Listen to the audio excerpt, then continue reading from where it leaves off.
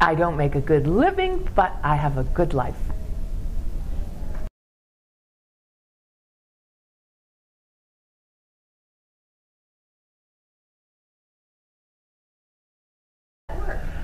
I travel all over the world, and I meet lots and lots of really engaging people, and I make just enough money to get by. Actually, not quite enough money to get by, but I get a little help, so it works. And I've actually been teaching for almost as long as I've been making jewelry. So I started making jewelry probably about in 1983, and it became my full-time business in 1989, and I think I taught my first class also in 1989. So I was teaching things that I knew nothing about, but everybody else knew a little bit less. You know, I don't have a lot of classes that I teach because I stay pretty narrow in my focus. I'm a caner, and I basically work with blended Skinner blends as the root of pretty much everything I do. So almost all my classes, with some exceptions like the Celtic canes and stuff, have a root in the blended blocks of Skinner blend. And I feel like that's like a painter's palette that you can then work from. So I used to do a lot of wholesale, but that was when things were simple, and I could, I could really cookie cutter out a bunch of things, and the market was there because people didn't know what it was, and there was always this curiosity. So in the beginning, I actually made a better living, and it wasn't quite as good a life. but I did make a better living because I could make simple things and sell them for $18, and I could sell them hand over fist. Well, that audience doesn't exist anymore. People are more savvy to what it was, and I'm not interested in making those things anymore. So that's kind of been eliminated. I kind of backed myself into a corner with the wholesale in that I just had too much finishing in there, and it just didn't make sense anymore. So I do retail and teaching, and I would say it's about 50-50. And if I didn't have the teaching, I couldn't make it because it's just too many beads. I mean, I just can't make that many beads. I work as hard as I can to keep my inventory where it is, but I'm slow. I'm just slow at manufacturing, and so it's really good to have that diversity.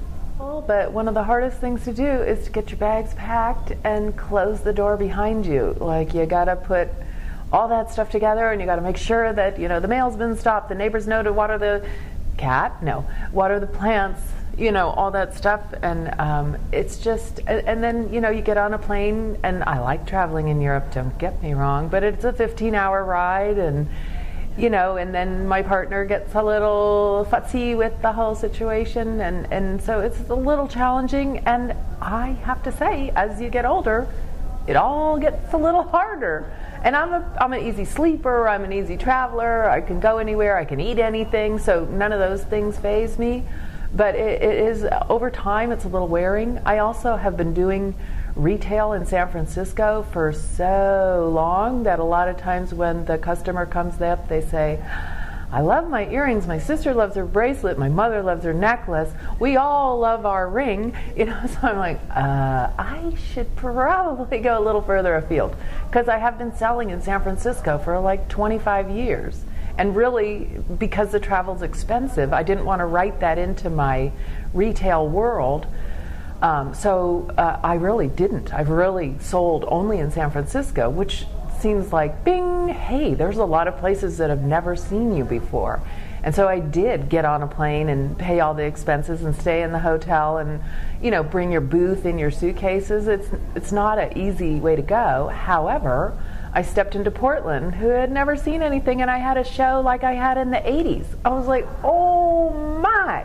And then I went to St. Paul, and I had the same experience. So I realized that I probably need to work some travel into my retail too, which just makes the traveling part feel a little cumbersome, because now I'm traveling more, not less. So the next time I do that, it will not be so difficult. But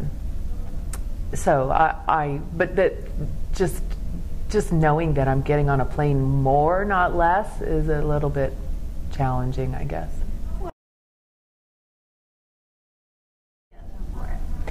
No, and that becomes really obvious when I'm teaching and I start really going off on something like, and this is so amazing, or the clay. Like, I'll talk to somebody on the bus about the clay. I'm like, the clay is so amazing. They're like, what clay is this you're talking about? I'm like, it's this colorful plastic clay. You can do anything. People do all kinds of things. And they're like, that's nice.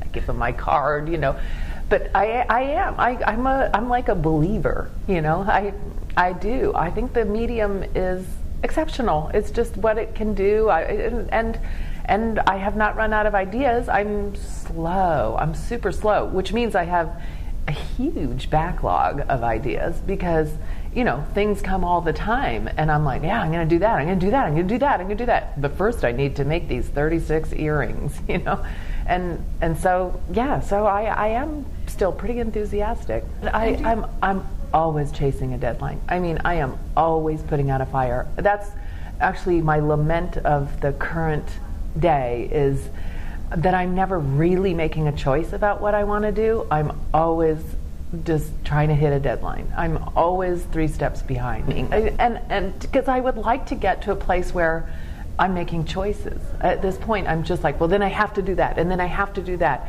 And then the results are not exactly what you want either, because, you're always just running. So my intention is to do it for as long as I can, and then we'll see. I mean, part of it is that I have to do it for as long as I can, because in that not a good living part, I've got, pretty much nothing coming to me after I stop in terms of retirement. So, so there's that. but really, it's what I want to do. She actually said to me once, if you could do anything, if you had the money, what would you do? I said, I'd do exactly what I do. I just wouldn't feel the pressure,